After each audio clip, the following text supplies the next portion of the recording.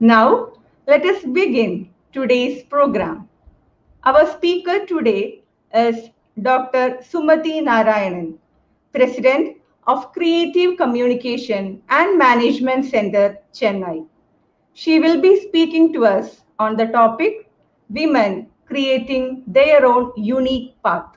Good evening, every one of you. I'm very happy to be here this evening. And I'm honored to be a part of this activity, this function, this event, where I can share some amount of my experience in life, as well as a woman looking at people around and wondering how can women evolve and change with times.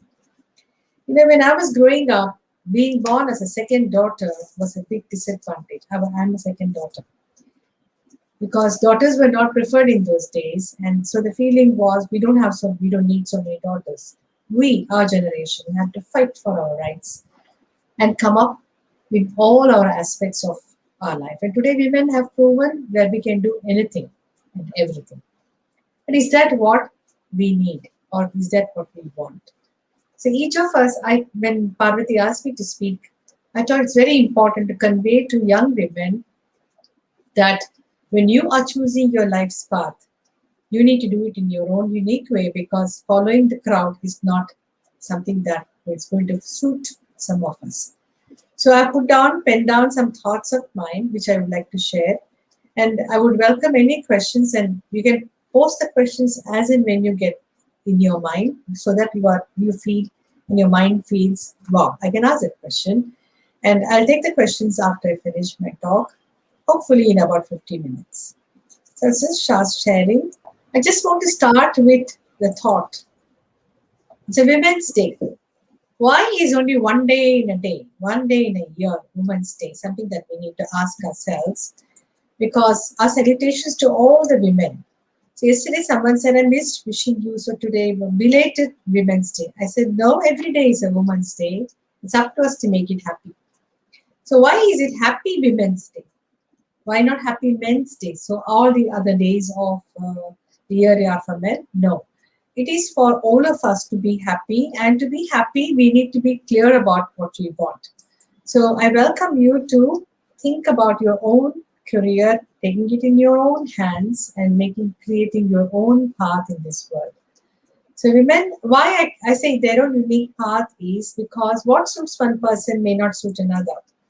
I like to start with paying my homage or paying my respect to Devi Ahilyabai Holkar. Many of you don't know who she is. She was the 17th century. 18th century, sorry. And here, this was a queen of Ujjain who actually, we read little bit about her. She was the Holkar queen of Maratha Malwa kingdom, and from a small village, Chaundi in Jamkhed, Ahmednagar, Maharashtra. She moved the capital to Maheshwar, south of Indore on the Narmada River. The beauty is she was an 80-year-old when the Balarao Holkar, the Subedar of Ujjain, when he was on a journey, he saw her and he was so impressed with her courage and confidence and the righteousness with which and innocence with which she was as a child, and he wanted her to be his daughter-in-law. You want to know more about her? You can Google or you can watch YouTube. So there is a serial going on as on Ahilyabai. Very interesting story. And when I saw that, it was a very unique path. Okay, she became a queen. But when we look at her queen's life, she was very different because she was a philosopher queen and she was in charge of doing a lot of peace talks because personal tragedies actually hit her. Her husband died. Her father-in-law didn't permit her to do sati. Her son-in-law died. She lost her daughter to sati. And then eventually her son died. And so even though she was alone in this world, losing her family, she held on to Shiva. She was a Shiva Bhakt, and she was always with Shiva to know whatever she's going through was his decision. Now that kind of a surrender is something it was fascinating when I went to Ujjain 2 years back to hear about the story and now to go into her childhood and learn about it. So it's like, all of us reach a point where our childhood experiences definitely influence us, but then we can choose what we want as we progress in our life.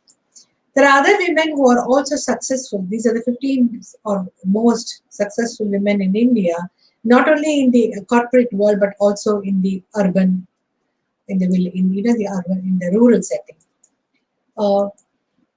These are two young girls. They are twins. The first twins, Tashi Malik and Nunshi Malik, who summited Everest, and they are in 2013. So even that is so successful. Each person decides which peak to summit in life. What do you want to achieve is a question that we need to ask. So if you take a career, now what happens is, when I started my career years back, the first question many people asked was, why do you want to work? Is your husband not earning enough? So our generation had to give reason why we wanted to work.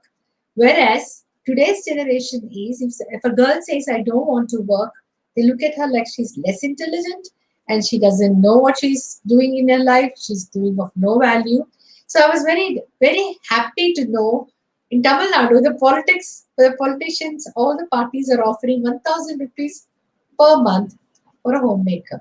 But that's a beginning, very, very small beginning, but we will accept it with grace. So when you look at career, your career gives you the goals, experience, depends upon your interests, your values, your education, and your skills. So I was explaining about Maharani Ahilyabai Holkar, who was the Holkar queen of the Maratha Malwa kingdom in India.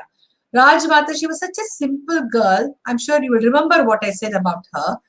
And what is amazing is, in those days, she became a queen when no other male member was available in the family, and there was a rule that women cannot. And that is 18th century we are talking about. So in India, we have lots of women leaders, and we need to salute this woman. Please go to Ujjain. Ujjain near Maheshwar is the place where she made it a capital near the Narmada River. One of the most beautiful places I've seen. And when I saw her, the temple where she had prayed, it was so serene and beautiful. And it's an experience because she is regarded as a Devi in those areas. These are the 15 most influential, successful women in India. Most of them are in corporate or entrepreneurs. And even in the rural area, we have people who have become leaders, who make a difference in the community where they are in. And girls they also create trends like Mrs. Tashi Malik and Nunshi Malik, who are twins, the first twins on Everest, 2013. On May 19th, they had summited at 7:30 a.m. I'm just sharing the success stories of many women because when we are choosing our path, what is a career that we want? So if you look at a career gives you experience. We have goals in our career. It depends upon our interests, our values. And this is the reason why some of you want to choose the NGO work, because that is in line with your values and your education is useful and the skills that you have. Anything can be used into a career. So, but what happens is you learn, choose, achieve, and then learn again. And then the spiral continues. So the beauty in career is there is continuous learning. But career is not the only thing, because if you look at anybody, their life is influenced by their family, from the society, their experiences that they have had, friends they have, partner when they get married, media, celebrities, and what else? So many things. Today, social media is so powerful in influencing who we are, what we do, etc. Parvati, I have a question. Can anybody see me or they cannot see me? Yes, they can see you, ma'am. The viewers can see you and as well as the PowerPoint. Okay. Can you take a photograph of how it looks for the viewers? Because I have no idea of what I am doing. Sure, ma'am. Sure. We'll send it to you on your phone right now. Yeah. It will be very nice if you can send me a picture of that. Thank you. I'll send it to you right away. Right. Now, I'm not going to see it now, but then now.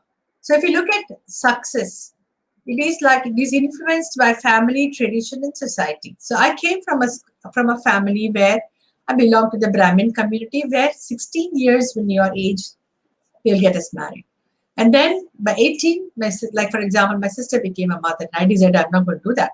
So the family decides whether a girl gets educated or not. And in our country, we have really struggled. I'm a student of human development, and I know how women are denied food, denied education, denied space, denied good living conditions because they're women.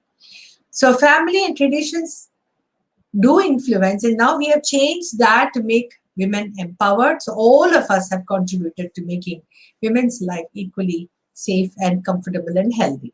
So how do you bring about that change? That's because each of us are committed to it.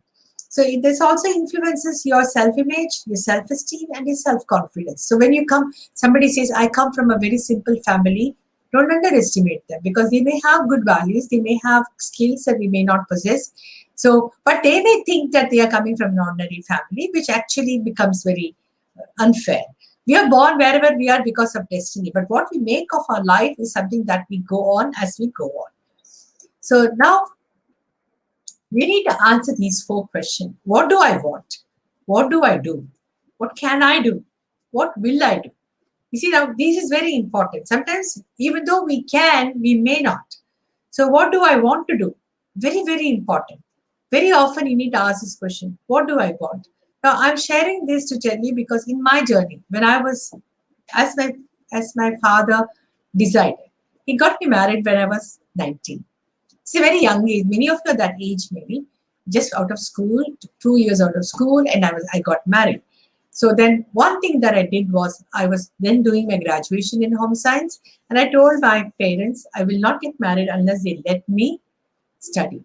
So I negotiated there, and I chose to challenge the status quo, which is you drop out of college in order to get married, because marriage is the ultimate aim. So when I said that, fortunately, I think I've done something good in my childhood or in my last birth. My mother-in-law and my husband my father-in-law were very, very supportive. They said, yeah, sure, she can study. So I continued my graduation and then went on to my post-graduation. Then I took a break of 12 years. In those 12 years, I became a mother, brought up my children to middle school, joined college back again to do my MPhil and then subsequently my PhD. All along, right from my post-graduation days, I was a trainer and I decided to be a freelance. Now, this is what I'm saying. You need to choose a path which is suitable to you. For my temperament, I'm not a good employee. If I work under somebody, my husband says, you're very bad employee material because you will not listen to what your employer says. So I chose best is to be on my own so I can decide what I want to do. And I have the freedom to balance between my home and my career. See now, when you are clear about what you want and you start functioning in that direction, you will have a satisfaction which is phenomenal. And this is Steve Jobs' quote. Your time is limited, so don't waste it living someone else's life. Don't be trapped by dogma, which is living with the results of other people's thinking. Don't let the noise of other people's opinions drown you or drown out your own inner voice. And most important, have the courage to follow your heart and intuition. They somehow already know what you truly want to become. Everything else is secondary. Because we don't ask this question, what do you want to do? They will say, listen, now you finished this, especially for girls. Now you're 23. Before 25, you should get married. These are the decisions taken by elders in all good interest, with all lot of tons of love, because they believe, they define, I complete my duty when I settle my children. Whether it's a boy or a girl, they want to settle. So what happens is all these are things that are trust, and your generation doesn't want that. However, there are plus point in whatever decisions the family takes, as well as plus point in individual choosing what they want to do. So you need to strike a balance so that you will have a family in the end. So career planning, you should know your values, learn about yourself, identify your skills, research career options that are there today. If you Google and find out, it just drops tons of information. Link your major and your career. Now that's an important point I want to highlight. If you're educated, and many people choose a line which is different from the way from what they have learned. That means the education that they have got in is a waste. I'll give an example. There was this girl who is from MSc Agriculture from Coimbatore. She's a gold medalist in one of the papers. Very intelligent girl, but she couldn't pursue a career because of family and marriage and everything. And then she came back and she said she wanted to do something. She became a person who transcribes text from listening to tapes, etc. And what happened was, I said, see, this is not what you do. She said, what can I do? I have done MS in agriculture, and what would you do in the city? I said, no, take your time. I'll give you 1 year's time. Something that will utilize your MSc knowledge. Then you will feel very good about it. Then she went on, after a year, she made a presentation to be saying what she wants to do, which is, she said, she'll take up an agency for selling the product called Khamba, which is 4 pots, one on top of the other, which can help any family create their own organic manure, composting. So she became so scientific about it. Today she sells in tons. She sells for big communities, something that individual unit costs about 45,000 rupees. She sells 15 units to one whole place and things like that. She's become a consultant for composting so that this garbage management becomes easy and there is a satisfaction that you're contributing something to the environment. So when you're planning, ensure that you link your major to your career. So which way will you choose? Is a question that many people have. I've had people who have finished a doctorate ask me, I don't know what I'm going to do after my doctorate. A job is a pathway to success in the career journey of life. To make it a success is in your hands. So I'm going to talk about how can you make your life a success. There are 5 things. I want you to memorize this in your hand. First figure is goal setting. Second is competence. Third is multiple talents. Fourth is interpersonal relations. Fifth is faith and belief in oneself. And the inside of your palm is positive attitude. Success is in your hands. So what is goal setting? When you set goals in your life, you need to take up all the areas like your health, your friends, your economical development, your intellectual development, updating your education, your family, your spirituality, all those. Every area you need to do that. And similarly, all the roles that you play in your life, you need to be focusing on, because if we mess up one role, it's going to eat up the joy of all the other roles. So which aspect are you satisfied with and which aspect do you wish to develop? This is a question that you can ask yourself.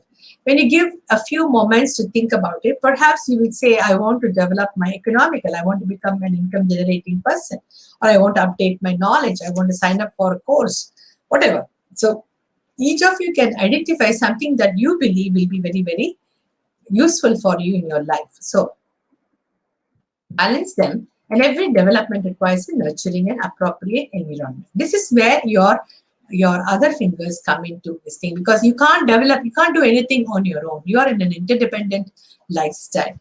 None of us can do things on our own. We need each other.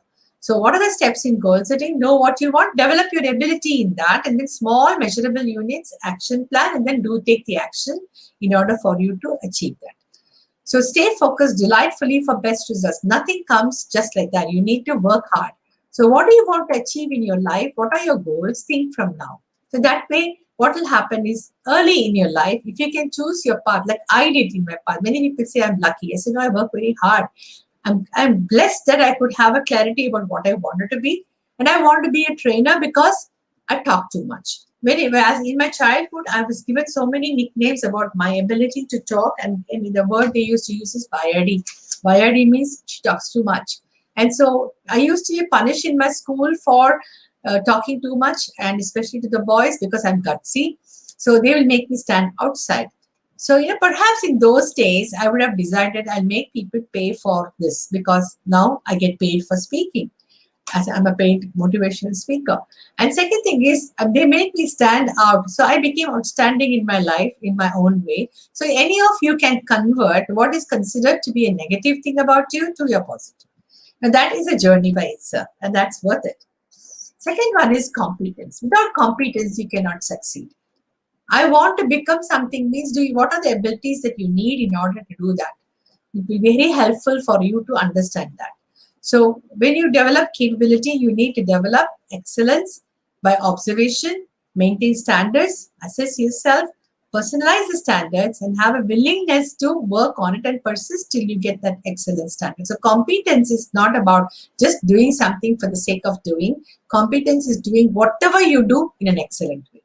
And for that, example I can think of is this beautiful statue which is in St. Peter's in Rome, in that basilica. And this is the scene of Jesus on Mary's lap.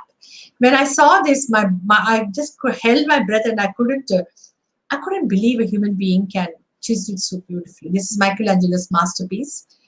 When we look at a statue, it sometimes feels like a tear is going to fall down from Mother Mary's eyes. That's the kind of realistic thing that this is the picture of excellence for me. Because I have grown up with a quote that my father used to quote. Then I didn't know who Michelangelo was. I only knew a name, and that he was a sculptor. It is not, it is, he says, it is the trifles that make it perfect. So small details that make anything perfect. Excellence can be in any field. For example, the Olympics is supposed to be an example of that. So excellence is a habit. Anything you do, it can be a chapati, it can be a dosha, it can be a puttu, it can be an article, it can be the summary of the 5-4 talks. It takes practice and perseverance. So until you come to a standard of your own setting, don't give up. The third finger, which is multitasking or multiple talents and skills. We all have more than what we think we have. What are the life skills that we need? Positive attitude is, you will say that is a skill, it's an attitude, but to be positive in very many situations is very, very important. Confidence building is a skill. If you lack confidence, do something to build your confidence. Communication skills, ability to speak to people, express what is in your mind, listen to what they have in their mind, and have an amicable conversation.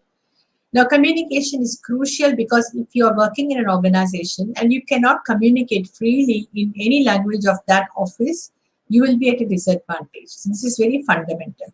And I'm mentioning positive attitude at the beginning because no one wants somebody who is negative. They don't have time to correct the negative individuals. Everybody is here to work. And so when we work together, we need to have a positive attitude.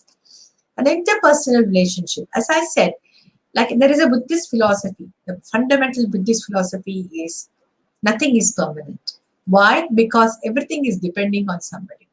So even a relationship, we are depending on somebody.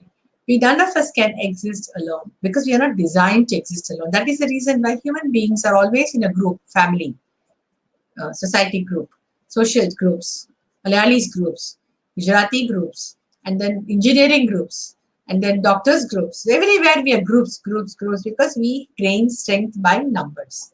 And then you have, what is important is goal setting, and then team working. We need to work with teams. Even if you go abroad, one of the questions they will ask you is, can you function in a team? Can you put the team's goals above your own?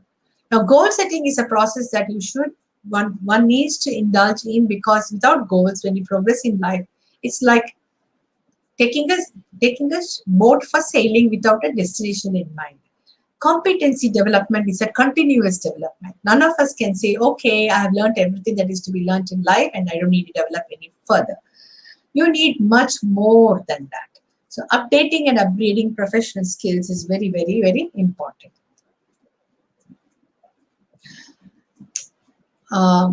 So which talents and skills do you possess? So tonight, take a piece of paper and write down what are your talents and what are your skills. Now you might ask, what do I rate as a skill? What interests you? You have more skills than what you think you have. Learn things that interest you or useful to achieve your goal. Let me share a small story here. I grew up in Mumbai, where we go and buy a coconut. We tell them to break it and give it because we don't break it at home. So I've never seen a coconut being broken because the guy breaks it and gives it to me and I don't know how to break a coconut. When I got married and we are from Kerala basically. So a lot of coconut, and then my mother-in-law used to, I told her I don't know how to break a coconut. And she's such a sweet person. She said, okay, I'll break it for you. And one day it happened that she went out with some guests, who were elderly guests. I was supposed to prepare the lunch and I was newly married. She said she forgot to actually remove the husk from the coconut and then break it. So when I went, and we had a coconut tree, and we had 4 coconut trees, and you don't go buy coconut when you have coconut trees. That's not on. So I saw the whole basket full of the coconuts with the husk. My heart was broken. I said, these people do it. I don't know how to do it, and they're going to come, and I'm not going to be ready. That's a skill I didn't possess. I said, okay, let me do it. And I sat. It took me half an hour to remove the husk of one coconut. That is the first time in my life I ever did it. The beauty is not in that. After I did it, I broke it, I cooked it, finished it, I arranged everything. The mother-in-law came, and as she came in running, she said, I'm so sorry. After going to the shop, I realized that I didn't break the coconut. Bring it quick. Let me fast do it. So I kept my hand on my waist and I said, no need, I finished it. At 18, it felt great because it's something she thought I'll not do. And that day, I went notch higher as a daughter-in-law because the elders who had come were hungry and the lunch was ready, and I was rated 5-star. So any skill is something that we can learn. The modern findings today is anyone can learn anything. When you find something that somebody is doing so beautifully, observe them, model them, and learn how they did it, and then copy them. We learn by observation and copying. We have something called mirror neurons in our brain, which helps us to do that because we empathize and we learn from others by observation. So when you learn something that somebody is doing, you observe them and you learn, then you will pick up your skills very, very fast. So this is an area that you need to continuously focus. And if in the last year you haven't learned anything, you're stagnating. If you look at the oldest tree in the world, which is 4,000 years old, it still gives out a new shoot of leaf. So similarly, all of us are like that tree. We need to learn something every day from anybody and everybody. And if we are not learning, we are not living. So any skill can be learned, and sometimes bend over backwards to get results. Getting a new perspective about something can be very, very helpful. And talents can be in any of these areas. We are not only talking about career here, I'm talking about every woman wanting to do something that she or he is very good at or enjoying it. It can be in sports, it can be in music, it can be in games. And you'll ask me, is it video games? And I will say, perhaps some video games also, but hobbies, martial arts, gardening, aquarium, and cooking. I have a family friend who, during the pandemic, she already loves plants. During the pandemic, she just couldn't get out of the house like all of us in the world. And so she took to increasing the number of plants in her balcony. Today, she has 4 balconies completely with plants. Some are roses, some are flowers, some are cacti. And then she also got into bottle art. So she'll put a money plant or something inside a bottle and fill it up with water. Now, when you have stagnant water, you will have mosquitoes coming in. So she put a fish in every one of them. So today, when we look at her house is a greenhouse because it's completely full of green leaves in every room, including the bathroom. So there are green leaves everywhere. It's very, very beautiful to see so many pots in her house. So she just made, because her son had just finished and he has joined engineering college and joined a hostel. She had more time and she said, I want to utilize my time in my hobby, which is growing plants. So she became so peaceful. She spends 2 hours and she creates even the manure for that at home by using all the skins raw, grinding them. She has a separate mixie for it and then spreads them around, and then so she takes care of their nourishment too. It's an amazing garden that she has in her house and enjoys it. That's the most important thing. So gain personal mastery. Whatever you want to achieve in anything, gain personal mastery. Overcome difficulties and gain personal mastery. And clear self-limiting beliefs before achieving new beliefs. Learn to challenge. Supposing somebody says, no, girls shouldn't do that. You ask them, why girls should not do that? It's only because a question. For example, I've been a trainer, and after about 15 years, when my children were grown up a little bit, I started traveling. So the first objection from family members outside my family were, because in India, relatives are also very important. No? So one of my relatives said, how can you travel alone without your husband? I said, if I take my husband wherever I go for my training, he will lose his business. He's a businessman. He has to be in his business. I can't take him. So how can you travel and stay in a hotel alone? I said, I'll tell the hotel people to protect me. Don't worry about it. And I keep my door shut and I'll tell them to call me if anybody comes, and I won't let anybody inside the room. Now, is it okay? So 15 years I traveled all over India for my training programs, and I realized that, and in my experience, I was so safe, it was delightful, and I could contribute so beautifully. There was a self-limiting belief before that, which is married women cannot travel without their husbands. That's a belief that society has. Challenge those which are limiting you, and then convince people about your safety and your intention. So challenge them. So the fourth finger is interpersonal relations. I'd like to take a moment here. I want each of you, I'm sure you have a piece of paper or something, write down the members of your family. Note your family members who are all there. Maybe Achan, Amme, Aitan, whatever you write down. And then write what you appreciate in them. I'll give you 2 minutes to do that. So say 4 things you write. Your father, your mother, your brother or your sister or your grandma, someone who are your immediate family members, you write it down. And then write down what you appreciate in them. Can somebody put in the chat box what they are writing? Parvati, can you check that? Yes, ma'am. Hello. We'll check. Sure. Just 1 or 2, just read out, no? Because I'm really in a room with my PPTs. Yes.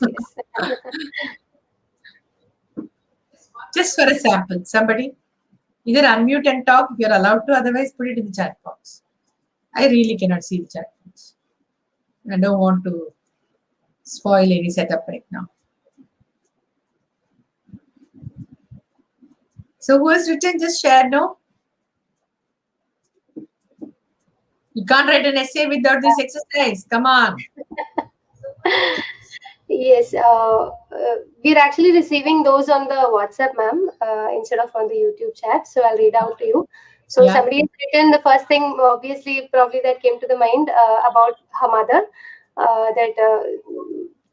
her cooking, her mother's cooking and the care. And then there is somebody else who appreciates her father's love of sports. As a good thing. Yeah. Right. Thank you. Just a sample. And be specific about what you appreciate. So these 2 people who have written have been very specific. And then when this girl says, "Ma, I like your cooking," she can even mention some specific dishes that is really fantastic. So, and then tell them when you meet them. So after this program, I'm sure most of you are at home. And you can turn around and tell your family members what you appreciate in them during dinner time, and you see how your love flows in your family. Interpersonal relations is a matter of recognizing and respecting each individual in your vicinity, in your life, in your workplace, in your family. Because we are, as I said, in an interdependent world. Look at this quote from Albert Einstein. Every day on 100 occasions, I remind myself that my mental and physical life depends on the toil of other persons living and dead. The food that nourishes me is grown by other people. The house I live in has been built by other people. Likewise, whatever knowledge I have gathered since my childhood days has been built by other people. So I must try to repay whatever I have received and am receiving.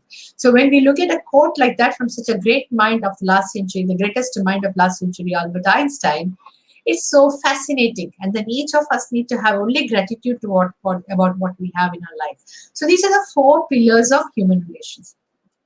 Understanding ourselves and others, acceptance of differences, tolerance of mistakes, and forgiveness in order to progress in life. Very often people are reluctant to forgive. They will say, I cannot forgive that. I cannot. And I'll carry this grudge to my grave. There are better things to carry to the grave. Why take a grudge here? Why take an anger? That is unwanted baggage. When we don't forgive somebody for a mistake that they have done, it is like carrying a rotten tomato in your bag and blaming the bag for stinking. When we have one part of us yearning for understanding and forgiveness, we cannot be peaceful. So whoever, you don't have to go and tell them you forgive them, but in your heart you forgive them, your mind will be peaceful. If you're interested, please go online, and when you click YouTube with my name and forgiveness, there is a 1-hour talk on the art of SOS, the art of forgiveness, which I have given, which is give you steps about how you can forgive. It's a very interesting talk. Probably 8 to 10 years back I had given, and it is still running. And it's very useful for any of you who have a grudge against somebody who did something wrong to you and you find it extremely difficult to forgive. Please learn how to forgive. This is very, very important. Once we forgive, our mind is free. Don't go and tell them I'll forgive you. Then they will say, who are you to forgive me? So don't get into that, but just in your heart, you forgive them. So some are choked, and that's the reason why we cannot wish our problems away, but we need to let us steam out. Because a person is troubled not by things, but by the view he or she takes of them. People take very, very drastic decisions. As a counselor, I can tell you, people don't realize there are choices in life. And then they think, oh no, my life is gone. And then they take some very nasty decisions. So let the steam out, talk to people, seek counseling if you want.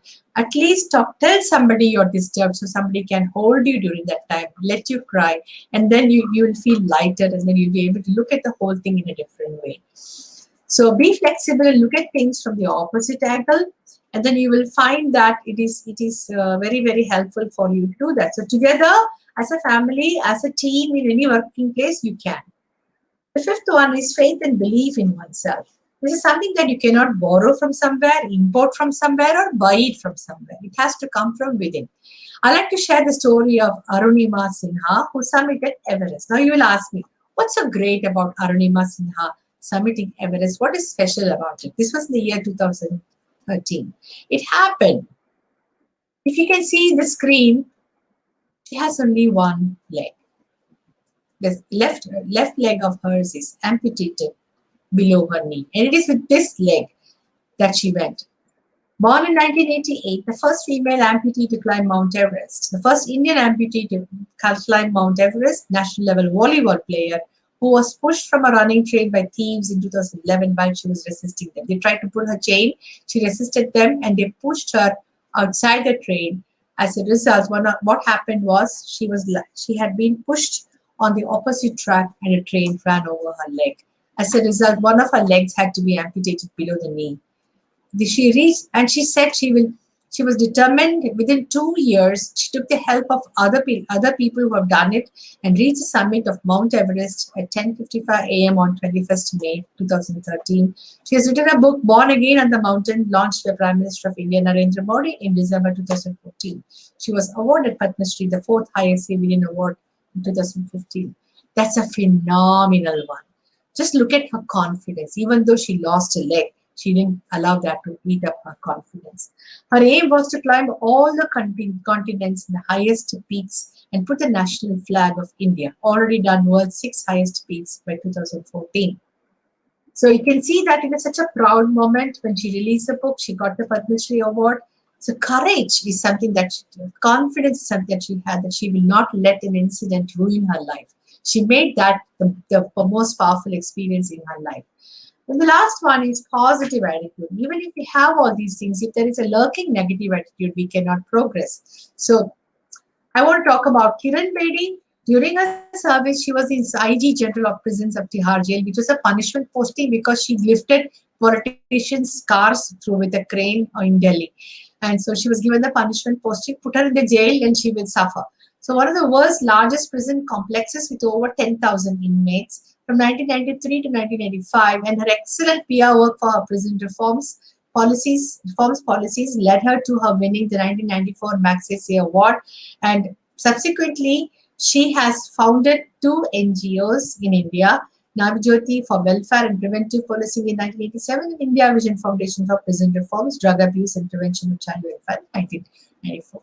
So anybody can convert anything in their life to a positive one. So every day there are thousands of negative thoughts we get when we're talking to ourselves, especially about ourselves. It's like inner critic who is sitting and saying, you're not good, you're not good, you're not capable, you will not be able to. This is how the internal dialogue is in mother tongue. So that actually breaks heart. To convert any negative to positive. You see, when you draw a line, the horizontal line is a negative sign, but when you take a vertical line, the vertical line can become a positive only when there is a negative one. So every negative thought you have is an opportunity to convert to positive. Convert every negative to positive. And what will happen is you can unlock the success with 5 keys. Know what you want, review daily, visualization of what you want to happen as though it's already happened. Persist and have faith that you will achieve that. Now, what I mean by review daily is make a list of goals that you want to achieve in your life and post it where you can see it every day. So reviewing becomes very easy. So unlock, these are the keys that will help you unlock, and then you can create your own path in your life. And it was such a wonderful experience talking about these thoughts, because this is what I have truly followed in my life, creating my own path. So thank you very much, Parvati. On time, I have finished in my clock. It is 6:19, sorry. No, 7:19, yeah. 10 more minutes for your questions and answers. So one question that we have here is it denial by men or hesitation by a large number of women that act as a hindrance for women empowerment? You have a high level of clarity, ma'am, and what is your opinion about this? Is it denial by men or hesitation by women? It is hesitation by women, because women are told you cannot do this, you cannot do that. So we accept that. Even if a man denies it, we can overrule that if we overcome our hesitation. Let's take responsibility for our own empowerment. Empowerment or independence is something that nobody can give us. We need to take it. Look at our own Indian history. They did not give us independence. We snatched it. We asked for it. We said, we're not going to take you any forward. Now get out of our country. And then we took back our independence. So if you look at it, you cannot blame men here. I don't believe that men are responsible for holding back. They may want to restrain for some reason, but if a woman knows what she wants and convinces, she can move forward. So hesitation of women is the reason, not denial by men. And you'll be surprised to know it is women who block women. Yes, so, thank you. Another question is, good evening, ma'am. Many times, many of us want to change our career, but making a decision to quit, to start something new, maybe the risk involved, is very difficult. So how to take a decision to follow what we want in such situations? Lots of people change their line after stage. Not only women, even men change their lives. Like they become engineers and they suddenly become counselors. I'm seeing a lot of change. Suddenly they realize it's not the line they want. When you sense that you are having a line of work that you don't like and you can't connect it, as long as you have some financial stability, then you can slowly move. So what one can do is ensure that you have something to fall back on, and then slowly move out of that zone and develop competence in the new area, and then move into it. So without competence, if you stop, like without another option, when we come out of one place, it doesn't help us to progress. It is perfectly all right to change your line, provided you have clarity and you know how. So talk to people who are in the field, find out the difficulties and challenges. Even breathing is risky, if you ask me. Because when I breathe in, I'm not sure I'm going to breathe out. And maybe it is the last one.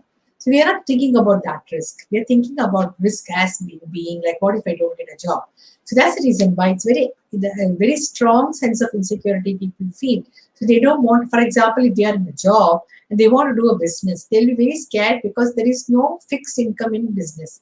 So all the research shows that people who have taken the plunge, like you can't have one leg here and one leg there. That doesn't help. So once they take the plunge and they work hard to make that the best decision in their life, then the risk is taken care of. As long as it is not personally life-threatening, then moderate risk is what makes people successful. Not low risk or high risk. High risk, people get hurt. Low risk, people don't grow. But moderate risks, people grow actually. So it is worth taking the risk, because if you don't take the risk now, when are you going to take it? Does that answer your question? Thank you, ma'am. Someone has asked, your presentation was really inspiring, ma'am. Everywhere we hear the stories of successful people. Ma'am, isn't it high time that we start understanding why many fail and how we should help them? Shouldn't we prepare our girls to overcome their challenges? How can we help them more? I would rather say, why should we look at people who have failed? Look at the word fail. Let us look at life as not failure. We're getting feedback. There is no failure. So redefine that by saying, we are getting a feedback, something didn't work. So remember this line, there is no failure, only feedback. So if you look at it as feedback, you can help any number of men or women to come up overcoming that, whatever setbacks that they have had. So definitely we can help. Look at it not as failure, provided that person wants. Otherwise, you cannot decide that they need to improve themselves, and that won't help. So we need to be very candid about it. To say, you want help, this is what you can do. So we can only help people who want to take the help. Otherwise, we can. One last question, ma'am. Madam, thanks to you for stressing the importance of a relationship. Today, but we are pushing competition in place of cooperation in education, and we are facing its consequences. How can we help train our people for healthier relationships? See, the values are very important. You're very right in saying that competition is there, but competition is there in sports also. No? In every game, somebody wins, somebody loses. But what do they say? They immediately congratulate each other and It's all fair in games. So when somebody is losing, there was heavy competition till the last moment, and still we appreciate the team who did not win as well as who won. Of course, they get the cup, but these people don't get the cup, but nobody puts them down. So in comp and we need to learn from sports, and you need to play by the rules. So even in competition in education, I remember one girl told me, "Ma'am, I'm very good in my studies, but I'm scared because I'm always worried who will somebody do better than me." Then I said, "Remember, everybody wants to do better than what they did before. So you want to be peaceful, you do better than what you did before. Don't compare yourself with others." In education, there is competition, and so if people are worried about, oh, if my classmate does better than me, then my life is gone. In 1 month, destiny can change. This is the world that we have created. Along with the competition, we also need to develop competence. So we need to give them values that you are not competing against somebody. You're competing to be better than what you are. Which is, yes, last term you got 90%, strive for 95% if that's what you want. So if that's what I'm saying, if that's what you want, because students differ and say 90% is okay for me, why you push me? There's a lot of problems between parents and children, and everybody ends up in the counseling room. Children say, I don't want, these people can't understand, they push me. I remember one client of mine, he was a medical student. He said, "Ma'am, I finished. They wanted me be a doctor. So I got the degree and I went and gave it to them and I said, I've got you the degree that you wanted me." And they were very happy. And then I said, "Now you leave me alone. I want to do whatever. I want to go in the music field and leave me alone." So lots of parents are not aware that they need to give the freedom to their children in order for them to come up. Now, everything is with good intention only. But then the competition, not only between the students, between families. Like the parents will compare this child with another family's child, and that becomes very, very disruptive. So they can't be friends with that people because you are looked at as enemy. No. So compete for competence and not putting somebody down. If that can be a value that we can imbibe, then we can soar up as a team because each of us will support each other. And this is something that we learn when you look at mountaineering. If a group is going and someone is hurt, they will just stop their journey and come down to save that one life. That means human life has so much of value. If they come down for 2 years, they cannot go up. Like to summit, I was sharing about summiting, no? It's a life by itself. That's a very difficult task, difficult goal to achieve. Even there, if at one point before they summit, if there is somebody whose life is at stake, everybody will come down to share the oxygen and bring them down and then save them. Life is very precious. Every day is a gift. And we cannot waste it with jealousy and anger and disappointment. So you can choose what you want so that you are on the right path. Express it to your families. Convince them as to why you want. Listen to what they've got to say. And then their fears, because they feel if they don't give you education of a higher caliber, you will not be able to survive in this world. And right from childhood, along with food, what is said is this is a competitive world. You have to eat the other guy in order to survive. And those kind of dialogues are given. You can negate those. You can stop using those and say we are living in a cooperative world where we help each other achieve greater goals so that together we can. Thank you so much, ma'am, for those beautiful answers. And you've actually given us, over your session, you've given us some solid tips that we can actually follow and take to heart. So I really hope that a lot of people in the audience do follow those 5 tips and take success in their hands, basically.